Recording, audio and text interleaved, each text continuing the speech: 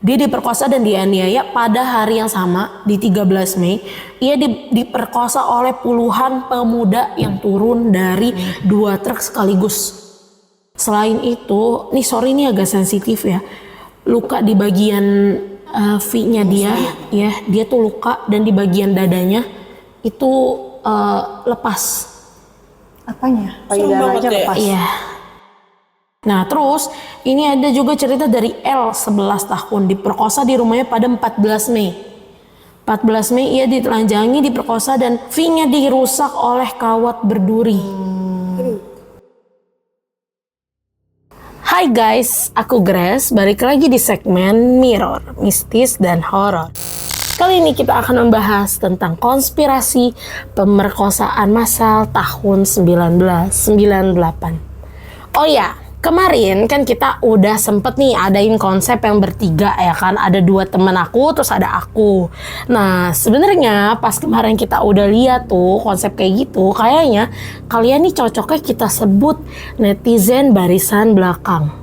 Jadi netizen barisan belakang, kalian tuh berhak banget buat komen di bawah, buat ceritain apa aja, karena kalian juga kita ajak ngomong. Nah kayak hari ini kita akan kedatangan teman-teman aku lagi. Selain ada Kak Fitri, kita ada teman baru, namanya Kak Bena.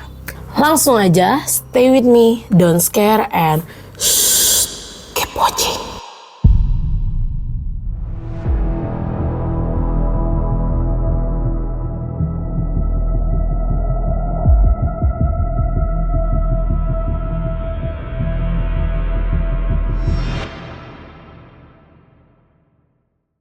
Halo Kak Fitri, Halo. Kak Bena. Oke, hari ini kita mau bahas agak beda nih dari biasanya. Biasanya kan kita bahas soal horor-horor, ya kan? Hari ini kita bahas soal kasus yang udah lama ketimbun nih, ya kan? Apa tuh? Kasus, enggak dong. Ini kasus pemerkosaan massal tahun 1998. Waktu itu kan aku sempet tuh bahas kisah horor sama sejarahnya Mall Klender. Ya kan, Mall Klender waktu itu konten awal-awal lah, ya kan. Nah di situ aku sebenarnya sempet nyinggung kalau saat 98 itu kerusuhannya tuh chaos banget, sampai ada pemerkosaan juga, pemerkosaan massal. Pemerkosaan itu kayak ada tujuannya gitu, untuk orang-orang Tionghoa. Lanjut. Jadi emang etnis itu yang saat itu dirusakkan. Nah jadi kemarin lagi-lagi aku lihat di thread, ya kan, kita kan anak Gen Z banget nih. Yoi. Jadi ngelihat-lihat berita-berita update gitu kan. Waktu bulan lalu 7 Agustus ada era.id nge-upload lagi soal pemerkosaan massal tahun 98 ini. Kenapa dia upload lagi? Karena menurut dia ini kasus yang udah lama banget ketimbun. Jadi nggak pernah ada yang bahas lagi. Pokoknya dari awal setiap ada yang bahas ini terus ketimbun lagi. Hilang, lenyap Ditutup begitu rezim. aja. Ditutup semua. Pokoknya apapun kasusnya lebih booming kasus yang lain yang zaman sekarang nih daripada kasus-kasus yang Kasus loli. kasus loli, ya kan. Kasus loli udah ke-up banget, terus yang ini ketimbun, ya kan, ketimbun banget. Terus kemarin kita dengar berita pemerkosaan. Iya Yang tuh. di mana, Padang ya kalau nggak salah ya? Nggak tahu yang tukang gorengan. Ya, yang tukang gorengan, ya kan. Kita cuman di up-nya itu pemerkosaan tuh sesekali doang, kayak ada si A diperkosa lalu segala macam, tapi nggak pernah nih ke up soal pemerkosaan massal ini. Nah, jadi thread ini dia tuh ceritain berdasarkan narasumber yang dia tanya. Ya kan, narasumber ini tuh kayak saksi. Sebenarnya saksi nggak menyaksikan cara memperkosanya atau cara gimana ya, enggak gitu ya. Cuman dia tuh pernah lihat ada mayat perempuan telanjang gitu tanpa busana di jalanan. Nah, dia pernah melihat itu. Yang cerita ini umur berapa? Kalau di sini sih tidak diinfokan ya umur berapa. Karena kayaknya ini dari berbagai narasumber, nggak cuma satu. Oke. Nah, dia melihat waktu itu ada mayat yang dibuang begitu aja gitu, dibiarkan di jalanan begitu aja, nggak ada yang nolongin. Dia misalnya ngeliat nih jam 1:30, ya kan, 30 menit kemudian mayatnya udah hilang tanpa jejak. Kok bisa? Nah, maka itu. Jadi nggak tahu siapa yang ngambil, siapa pelakunya, siapa yang meninggalkan mayatnya tergeletak begitu aja. Terus siapa yang terbunuh gitu, siapa yang meninggal itu nggak tahu, hilang, nggak jelas asal usulnya, hilang begitu aja. Nah di sini juga diceritain kalau dokumentasi, nanti ada dokumentasi ya sebenarnya kayak foto-foto kerusuhan doang, karena bener-bener nggak ada bukti gitu loh kalau ada pemerkosaan. Cuma beberapa orang dari sudut pandang korban ataupun orang yang pernah melihat itu mengaku kalau memang ada pemerkosaan pada tahun 98. Nah, dokumentasi yang ditemukan pun menunjukkan kalau pemerkosaan massal ini terjadi tidak spontan, melainkan secara sistematis dan terorganisir. Jadi kayak memang udah direncanakan, udah ada targetnya. Seakan-akan memang tidak ada bukti. Jadi kayak kejahatan yang kita rencanakan, bukan kita sih, yang orang rencanakan. Serem ya, seakan-akan kita merencanakan ya. Yang direncanakan. Ya, yang direncanakan kan pasti udah dipikirin kan, gimana cara tanpa bukti dan sebagainya. Nah sama, yang ini juga terlihat sistematis dan terorganisir. Nah, cangkupan wilayahnya pun spesifik. Jadi, pengerusakan dan pembakaran gedung terjadi di wilayah Jakarta perkantoran. Pemerkosaannya beda lagi, sengaja. Misalnya nih, kita kemarin kan Mall Klender nih, ya kan? Misalnya Mall Klender. Nah, terjadi pemerkosaan ini di Muara Angke, di Jakbar gitu loh. Jadi memang sengaja ini buat yang kerusuhannya nih ribut. Jadi Jakarta Timur. Betul, orang kan fokusnya ke sini. Nah, pemerkosaan terjadi di tempat yang berbeda, yang nggak bisa orang selidikin gitu, yang tiba-tiba muncul berita itu aja. Makanya di sini jadi terlihat aneh, ya kan? Terus pemerkosaan secara spesifik terjadi di Jakarta Utara, Barat, dan kawasan-kawasan lain yang punya satu kesamaan, pemukiman orang Tionghoa. Ya sampai saat ini pun kalau misalnya kita ke mall di Jakbar, ke mall di Jaksel, emang banyak kan cindo-cindo ya. Sekarang ya. Kalau depan gue juga cindo nih. Cindo ini. Kalau dulu di wilayah-wilayah itu memang sering terjadi pemerkosaan massal. Infonya begitu. Nah, tempat-tempatnya itu tidak terdeteksi. Ya karena tadi kali ya, jadi orang lagi kerumunan di sini, pemerkosaan di Jakarta Barat dan nggak tahu, nggak terdeteksi nih di mana. Jadi di Jakarta Pusat, Timur dan Selatan ini tuh karena ada korbannya di sana aja. Tapi sebenarnya detailing di mana mereka melakukannya itu kita nggak tahu. Nah, oke. Terus di sini juga ada kesaksian-kesaksian, bukan kesaksian sih, korban-korban, tapi nama korbannya di sini semua disamarin. Betul. Terus Jadi di sini ada korban-korban, disebutin usianya. Kita mulai dari ini tuh bukan kesaksian ya, tapi cerita korban. Jadi kan dia korbannya udah meninggal. Nah, dia dimasukin berita nih, misalnya kan kalau ada orang meninggal pun kan diotopsi tuh. Nah, baru keluar kan karena apa aja, kenapa. Nah, kayaknya nih hasil otopsinya. Gue kira korban yang bercerita. Serem juga ya jadinya ya. Nah, kita mulai dari W50 dan putrinya L26. Usianya 26 dan 50 tuh ya. Jadi mereka diperkosa pada 13 Mei 1998 di rumah mereka sendiri. Usai sekelompok orang tak dikenal menerobos masuk, selain diperkosa oleh massa tak dikenal, jadi massanya nggak dikenal, orang yang masuk ke rumah dia itu mereka nggak kenal sama sekali. Mungkin bukan tetangganya juga, bener-bener nggak pernah dilihat, asing. Nah, selain diperkosa oleh massa tak dikenal itu, anak laki-laki W itu diancam untuk ikut memperkosa sang adik. Jadi adiknya yang L yang usia 26 tahun itu, setelahnya L dan kakak laki-lakinya tewas dibakar. Jadi yang tadinya si kakak laki-lakinya disuruh memperkosa juga, memperkosa adiknya, terus ibunya kan W, ya kan? Nah, W ini disuruh ngeliatin begitu aja, ngeliatin anaknya diperkosa sebanyak orang itu gitu. Banyak orang itu nggak tahu ya, ini kan karena yang ini pun anonim, yang ngasih tahu pun anonim ya kan. Nah, jadi pas dia diperkosa, habis itu dia dibakar, dibakar hidup-hidup gitu. Yang dibakar itu si L dan kakak laki-lakinya. Nah, W yang tahu itu, W sebenarnya tuh nggak dibunuh, tapi W juga diperkosa.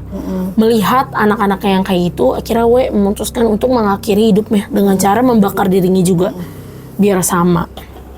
Nah, ada juga dialami oleh D, 17 tahun. Dia diperkosa dan dianiaya pada hari yang sama, di 13 Mei. Ia diperkosa oleh puluhan pemuda yang turun dari 2 truk sekaligus.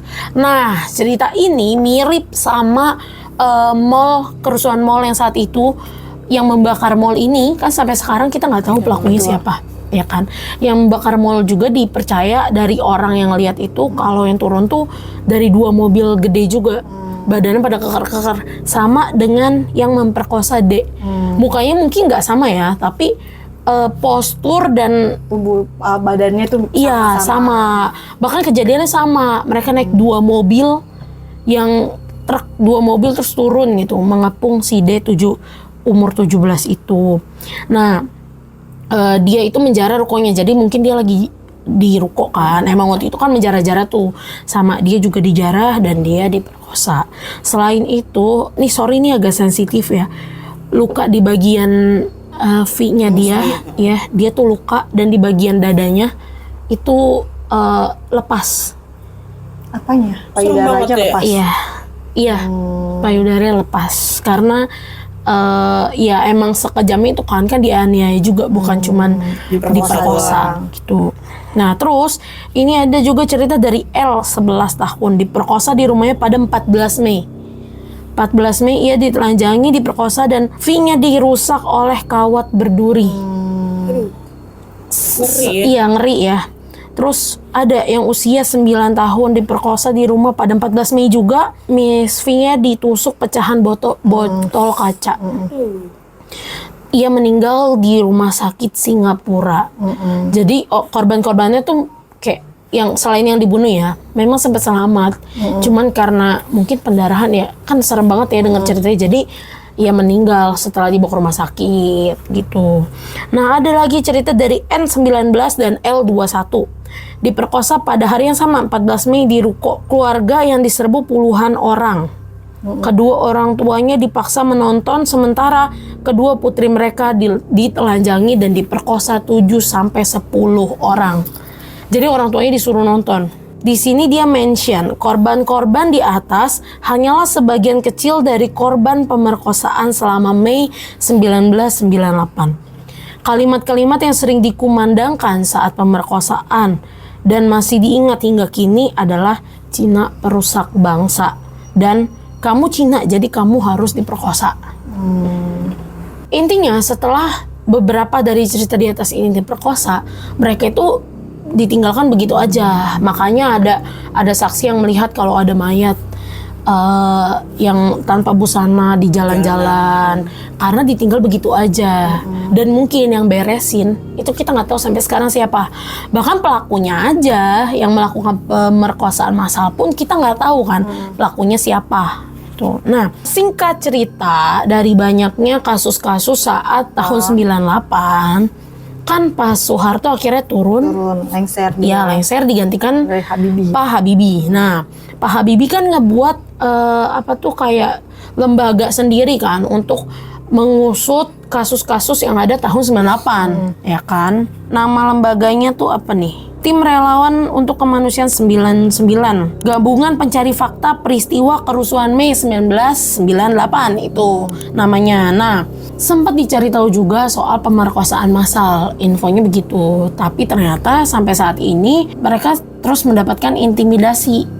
Kayak jangan sampai ini terbuka gitu. Makanya kita sampai sekarang nggak tahu faktanya tuh sebenarnya seperti apa gitu. Kita tuh cuman ngelihat dari sudut pandang yang ini doang, yang anonim ini doang gitu kan. Nah, bahkan di komen-komennya pun Kak Fitri, Kak Bena itu pro dan kontra. Ada yang bilang kalau enggak itu hoax gitu kan. Terus ada juga yang mau tahu sudut pandang pelaku. Tapi kan kayaknya nggak bakal ada yang ngaku ya pelaku. Apalagi ini tuh empuk banget gitu. Nggak mungkin ada yang ngaku saya pelaku. Apalagi ini belum jelas buktinya kan. Di sini kalau aku sendiri ya, kalau aku pribadi sebetulnya aku percaya adanya pemerkosaan massal ini ya, karena ternyata tuh cukup banyak yang demo untuk kejelasan kasus ini. Ada bukti-buktinya gitu, ada perdebatan, ada yang kupas tuntas pemerkosaan massal tahun 1998, ada yang demo kayak gitu. Nah, kalau Kak Fitri sendiri gimana? percaya atau Masih 50% ya. Karena waktu tahun 98 itu pas banget umur gue tuh 8 tahun. Jadi pas kelas 3 SD lah. Umur 8 tahun tuh antara masih ingat sama nggak inget ya. Sedikit lupa lah memori kayak gitu. Tapi yang gue alamin tahun 98 itu adalah kita tuh cuman diliburin sekolah, terus banyak banget orang-orang tuh pada ngejarah, kayak ngambilin rokok, ntar dia ngambil barang-barang berharga yang bisa dijual atau dimakan, kayak elektronik. Misalkan ada toko elektronik itu kan, misalkan ada punya Chinese, ya kan, itu diambil, dijarah, itu diambil, entah itu dia buat pribadi atau nanti dijual lagi, ya kan. Kayak yang sebatas gue tahu itu cuma dia ngambil hartanya doang gitu. Nah, untuk yang kayak kebakaran Klender tuh gue ngerasain, ngalami juga. Kebetulan rumah gue deket banget sama mall Klender, nggak deket banget sih, ya berapa kilo doang. Dan gue tahu itu mall Klender itu dibakar. Nah, waktu itu kejadian pas tahun 98 tuh kayak warga rumah gue tuh udah nutupin gang rumah tuh ditutup-tutupin pakai kayu, pakai kawat-kawat gitu, biar nggak tujuannya adalah biar nggak ada orang asing yang lewat ke dalam perumahan, masuk betul, gitu ya. lewat perumahan itu. Jadi akses itu ditutup dan buat ngelindungin warga juga kali, karena nggak mau berantem antar kampung juga ya kan, gitu. Tapi yang gue tahu dan gue punya teman-teman Chinese, teman-teman gue yang Chinese tuh aman-aman aja. Gitu. Dia cuman ada waktu itu temanku pernah cerita waktu tahun 98 dia tinggal di daerah tertentu, dia cuman diumpetin doang sama warga-warga pribumi sama tetangganya nih. Dibantu. Lo kan Chinese banget nih mukanya, jadi lo cuman masuk aja, nggak boleh keluar. Bener-bener dia nggak boleh keluar sama sekali. Untuk makan dia dikirim sama tetangga-tetangganya. Berarti itu sebetulnya ya bukan semua orang pribumi yang melakukan itu ya, itu kayak cuman oknum-oknum yang kita juga nggak tahu. Itu kayak ada oknum-oknum aja, tapi selebihnya yang gue tahu itu mereka tidak melakukan kekerasan pemerkosaan, tapi dia cuman untuk menjarah aja gitu, kayak pengen tuh biar orang-orang Cindo nih miskin juga gitu loh. Jangan lo tuh kayak di daerah di Indonesia inilah. Gitu. Lo kan kayak misalnya lo orang pendatang kan, ya lo nggak boleh kaya lah gitu. Harusnya kan yang warga aslinya dong yang kaya raya gitu. Tujuannya sih kayak gitu doang. Kalau yang gue baca ya, dan itu kan untuk waktu itu kan tahun 98 itu untuk melengsarkan presiden kan, Pak Soeharto gitu aja.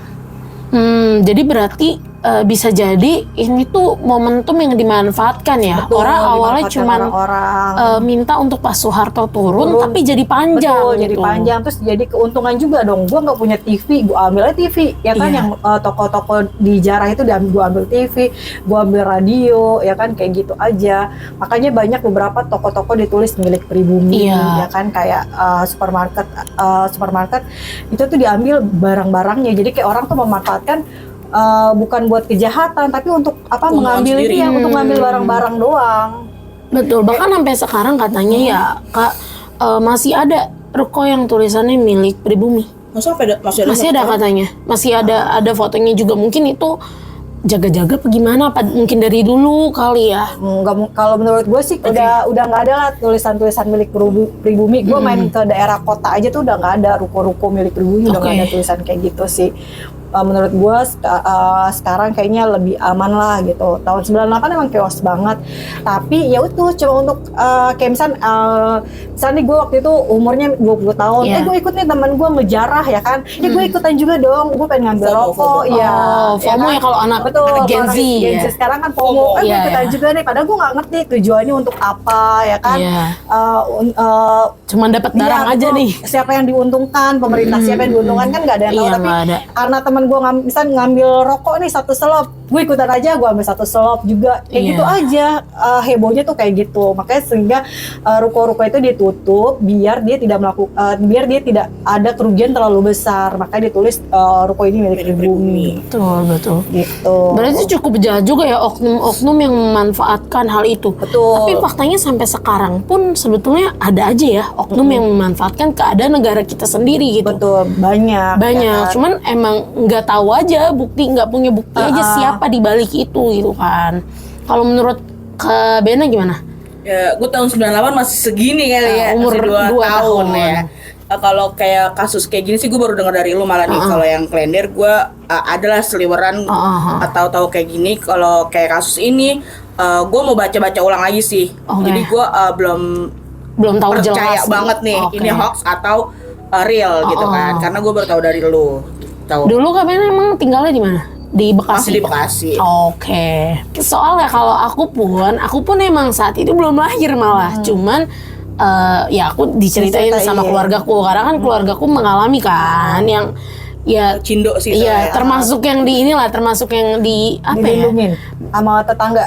Iya dilindungi sama tetangga tapi dikucilkan sama yang lain gitu loh. Termasuknya kayak gitu ya. Seliweran aku juga denger dari keluargaku, cuman nggak spesifik. Ya nggak denger juga soal yang pemerkosaan. Cuman mereka mendengar, mereka dengar kalau ada hal itu. Tapi kayaknya ya memang di berita ada, tapi kan kita nggak tahu beritanya itu benar atau tidak benar. Betul. Tapi yang gue alamin di tempat gue, yaitu cuman orang-orang ngejar-ngejar aja. Jadi kayak misalnya, gue ikut-ikutan nih, misalkan mall ini diambil nih barang-barangnya, jadi gue tuh pengen ikut gitu. Gue dobrak ruko, oh ini kan ruko elektronik nih, lumayan gue dapat TV atau apa. Jadi tuh banyak zaman waktu itu gue inget banget banyak orang-orang tuh bawa TV, bawa radio, bawa rokok, bawa setelah ngejarah kayak itu gitu, kayak ngejarah aja. Terus ya udah mungkin ada kesenangan orang itu kali dengan cara menjarah itu. Iya bisa ya kan? jadi kayak gitu. Ya kalau saat itu kan maksudnya kita nih etnis yang tadi disebut yang Tionghoa kan minoritas ya, jadi mungkin nggak berani juga kan menyuarakan apapun pendapat. Kita nggak bersuara aja dikejar-kejar, apalagi bersuara ya kan. Nah, menurut Sky Viewers atau netizen barisan belakang nih gimana nih? Kalau kita kan tadi udah sebutin ya dari beberapa generasi nih itu kan. Kalau dari Kak Fitri sendiri saat itu berusia 8 tahun, kalau Kak Bena berusia 2 tahun dan aku sebenarnya belum lahir. Cuman ya karena turunan aja ya, jadi mendengar seperti itu. Nah, menurut netizen barisan belakang gimana nih? Boleh mungkin ada pendapat atau ada yang mengalami atau saudaranya ada yang punya cerita ya, yang kayak gini yang kita bahas nih, boleh banget komen di bawah ya. Nah, kalau misalnya nih, kalau soal yang penemuan mayat yang tanpa busana yang tadi, itu pernah dengar atau enggak? Enggak sih. Enggak pernah dengar sama sekali ya. Tapi kalau kerusuhannya sendiri nih, kerusuhan tahun 98 ya, pernah dengar dong kalau banyak yang meninggal. Pernah dengar enggak? Yang meninggal sih pernah dengar. Iya. Salah satunya kan korban yang di mall yang dibakar itu kan. Terus pasti juga banyak korban lah, kayak kita aja lah sekarang demo pasti kan juga makan korban kan. Iya.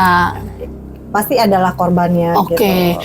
Kalau berarti nggak pernah dengar juga kalau ada mahasiswa yang ditembak dan diperkosa. Nggak pernah dengar juga ya. Jadi waktu itu aku sempat research yang Mall Calendar yang episode sebelumnya nih, yang sebelum udah lama lah, agak kemarin-kemarin kan, aku sempat research. Terus ada satu data yang mungkin nanti kalau misalnya aku ketemu lagi aku bisa kasih tahu kali ya. Jadi dia menyebutkan kalau ada mahasiswa yang waktu awal-awal sebenarnya waktu keributan besar ini terjadi kan berawal dari demo-demo yang dilakukan para mahasiswa, ya kan. Nah, ternyata awalnya tuh dibilang akur, maksudnya demo yang biasa aja gitu, kayak ya gue mengeluarkan pendapat terus lu jawab, harusnya kayak gitu doang. Tapi ternyata dimulai dari ada oknum yang menembak mengatasnamakan polisi. Jadi mahasiswa juga taunya yang nembak tuh polisi. Cuma beberapa orang bilang itu oknum yang kita nggak tahu siapa, tiba-tiba nembak-nembak gitu aja. Nah, banyak korban juga berjatuhan di situ. Jadi beberapa mahasiswa itu ada meninggal. Makanya sampai saat ini itu kalau nggak salah ada 5-8 ya mahasiswa. Sampai saat ini tuh ada yang minta keadilan juga untuk yang mahasiswa salah satu universitas itu kan. Iya, minta keadilan juga gitu. Kenapa malah membunuh rakyatnya sendiri kayak gitu. Nah, juga ada yang bilang kalau mahasiswi yang ikut berpartisipasi demonstrasi itu juga ikut dilecehkan. Nah, lagi-lagi yang jadi kambing hitamnya ini polisi. Jadi orang-orang tuh taunya polisi yang kayak gitu. Nggak tahu kalau itu oknum siapa. Karena banyak polisi yang beroknum. Nah itu dia. Makanya nggak tahu menurut netizen barisan belakang nih gimana nih? kita juga nggak tahu kan. Kalau Kak Fitri sendiri juga baru dengar kan, makanya tadi nih yang soal mahasiswa ditembak dan mahasiswi kayaknya pas diceritain tuh kayak ada inget-inget juga sih, ada berita kayak ada gitu berita Seliweran doang, betul, pernah dengar juga. Nah, makanya abis Pak Habibie menjabat, ya kan, gak lama dari situ pokoknya dibangunlah Komnas HAM dan Komnas Perlindungan Wanita, ya kan. Nah, itu juga menurut Kak Fitri nih, itu kan sebenarnya udah ada Komnasnya. Nah, perlu nggak sih kita tuh mengangkat lagi kasus ini dan kita minta keadilan gitu? Apalagi kan sekarang tuh sebenarnya masih banyak ya kasus-kasus pemerkosaan. Nah, menurut Kak Fitri itu gimana? Perlu banget kita angkat kasus pemerkosaan, apalagi sekarang banyak banget berita pemerkosaan untuk anak di bawah umur gitu. Kalau bisa sih, ini kan sebagai perempuan itu kita harus sangat-sangat dilindungi, benar nggak? Betul. Karena satu, perempuan itu kan tenaganya tidak banyak seperti laki-laki, ya kan. Terus perempuan itu kalau gimana sih kalau dijahatin, benar nggak? Kita harus minta perlindungan ke siapa, ya kan? Kita harus minta perlindungan. Satu lah, untuk yang pemerkosaan kayak di bawah umur, tolong, misalnya pelakunya di bawah umur, tapi harus dibuatkan nih hukumnya jelas, yang setimpal gitu. Jangan jadi mentang-mentang anak di bawah umur dia bisa dihukum. Iya, bisa dihukum. Betul. Misalkan sih. kita bikin aja penjara untuk anak-anak, jadi ada efek jerah untuk anak-anak juga. Karena gitu. sampai saat ini kan kita nggak begitu ya. Kalau di bawah umur ya tetap ya udah. Lepas udah gitu doang. Iya benar sih. Kayak jadi kita tuh perempuan sedih banget tahu kalau dengar berita pemerkosaan, apalagi tuh kayaknya anaknya baik, ya kan, dia sedang usaha loh buat jualan, tiba-tiba lo diperkosa, kan sedih banget gitu. Dan apalagi nggak adil banget ya ketika diperkosa dan meninggal, sedangkan pelakunya bisa bebas begitu aja. Nanti bebas, besok-besok dia bisa aja melakukan seperti itu lagi, ngerasa gue masih di bawah umur. Gue ngerasa masih di bawah umur, dan itu teman-temannya bisa mencontoh hal seperti itu, ya kan. Apalagi sekarang kan perempuan banyak banget kan yang dia lagi kerja cari nafkah, ya kan. Dia berjuang buat dirinya sendiri, dia berjuang buat keluarganya. Jadi kan ada rasa takut dong sebagai perempuan buat keluar, dia mencari nafkah, padahal dia keluarnya bukan buat senang-senang, tapi kan dia lagi keluar rumah tuh untuk mencari nafkah. Betul. Gitu. Iya. Nah, menurut netizen barisan belakang nih, kita perlu nggak nih untuk speak up gitu ya, apalagi untuk wanita-wanita di luar sana, mau korban, mau kerabat ada yang jadi korban, kita perlu nggak sih dilindungi, itu hak kita yang dilindungi? Menurut kalian gimana? Langsung komen di bawah. Menurut Kak Bena gimana? Ya menurut gue sama sih tadi kayak yang dibilang sama Kak Fitri, kita harus minta perlindungan sih ya, harus banget adanya perlindungan, karena di zaman sekarang ini kayak wanita tuh dilakukan tidak adil semena-mena gitu kan, kayak orang lagi jalan dilecehin kan, dipanggil ya digituin kan, itu kan jadi kayak sakit gitu, kayak murah banget gitu kan. Kita pakai baju benar aja karena dipanggil cabe-cabean gitu. Salah kita di mana coba? Kan? Menurut gue sih harus ada perlindungan yang lebih bagus lagi untuk wanita. Berarti kalau dari Kak Bena tuh tadi disebutnya apa? Catcalling. Ya betul, catcalling ya. Jadi sebenarnya nggak bisa dianggap sepele juga ya kalau kita lagi jalan terus ada orang yang melakukan catcalling. Sebenarnya nggak bisa dianggap kayak cuma bercanda, atau nggak bisa dianggap sepele juga kali ya. Iya, apalagi kalau kata-katanya tuh udah kadang ada juga perempuan kita kan udah benar ya, makanya pakai baju jangan terlalu mengundang. Gue pakai baju itu udah benar ya kan. Karena banyak juga kasus pemerkosaan tuh bukan karena dia bajunya seksi, kadang dia udah menutup auratnya, menutup dirinya, tapi masih ada, berarti kan memang bukan dari perempuannya, tetapi dari laki-lakinya ini. Betul. Ya sebenarnya intinya semua harus punya kesadaran diri masing-masing nggak sih? Harus punya porsi masing-masing gitu loh. Sebagai wanita kita layaknya menutup aurat dan sebagaimana gitu. Dan sebagai pria harusnya ya nggak semua wanita dihajar gitu nggak sih guys? Gitu kan. Iya kan. Sebenarnya sih dia menutup perempuan ya, bebas aja dia mau menutup dirinya, mau dia pakai baju terbuka atau dia menutup, itu terserah kan, hak dong, hak semua orang. Iya. Ya kan? Tapi lebih lo pakai baju misalkan maaf ya, lo tinggal di daerah yang kayak begini, lo pakai yang terbuka ya hati-hati aja menurut gue gitu. Iya, benar. Ya kan. Terus kalau bisa sih laki-lakinya aja yang dijaga ya kan. Kurang-kurangin nonton porno. Banyak kan kasus pemerkosa itu dari dia kebiasaan nonton porno itu jadi dia kepo ya kan, mau kayak gimana sih rasanya seperti apa. Nah, lo kan nggak punya duit, masih miskin ya kan, ya udah kurangin lah nonton porno karena nggak ada bagusnya. Nih lo belajar ya kan, fokus, hidup lo tuh masih panjang ke depan. Ya kan, gua aja yang kerja masih susah, apalagi masih kurang, apalagi lo masih dihidupin orang tua. Jangan deh kebanyakan nonton porno, jangan macam-macam. Nah, makanya netizen barisan belakang nih ya kan, pasti sering banget ada ya korban-korban catcalling mungkin kalian, atau mungkin kalian yang catcalling nih, cewek lewat langsung, jangan ya, jangan sampai kayak gitu ya. Jadilah wanita yang mahal ya kan. Jadi harga diri mahal. Gak usah goda-godain cowok-cowok, ben aja. Ya, terlepas dari betul atau tidaknya pemerkosaan massal tahun 98 ini ya, Kak Fitri, Kak Bena, dan netizen barisan belakang, ya kita kayaknya perlu untuk speak up ya, menuntut hak-hak kita sebagai wanita supaya gak selalu dipandang rendah. Betul. Betul, sampai bareng ya kan. Ya boleh mungkin kalau misalnya netizen barisan belakang ada yang mau komen, ada yang mau cerita, boleh banget, kita bakal dengerin. Kalian komen aja di bawah. Jadi ya netizen barisan belakang, jangan mau dipandang rendah sama orang-orang ya. Jadi harus punya nilai diri yang mahal. Jadi wanita mahal. Oke, segitu dulu. Terima kasih ya Kak Fitri, Kak Bena udah menemani membahas kasus pemerkosaan hari ini. Dan untuk netizen barisan belakang, thanks for watching. Langsung aja stay with me, don't scare, and apa Pak? Watching tolong. Kurangnya lagi.